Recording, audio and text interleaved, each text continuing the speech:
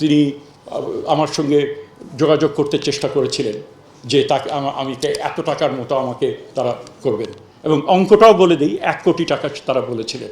আমার কাছে তদবির এসেছিল যে একজনকে একটা বড় পোস্টিংয়ে দেওয়ার জন্য, এবং তার জন্য প্রথিতযশা একজন পাবলিক ইন্টেলেকচুয়াল, তিনিও আমার কাছে আমাকে করেছিলেন। পরবর্তীকালে আমি যেহেতু সেই অ্যাপয়েন্টমেন্ট যুক্তিযুক্ত হবেন না, মানে উনি যেই পদ চাচ্ছিলেন সেই পদে তাকে দেওয়াটা ঠিক হবে না, কারণ তার track record was not particularly good, we denied that. এবং সেটার আগেই তখন তিনি অন্য পথে তিনি আমার সঙ্গে যোগাযোগ করতে চেষ্টা করেছিলেন যে তাকে আমি এত টাকার মতো আমাকে তারা করবেন, এবং অঙ্কটাও বলে দিই, 1 কোটি টাকা তারা বলেছিলেন।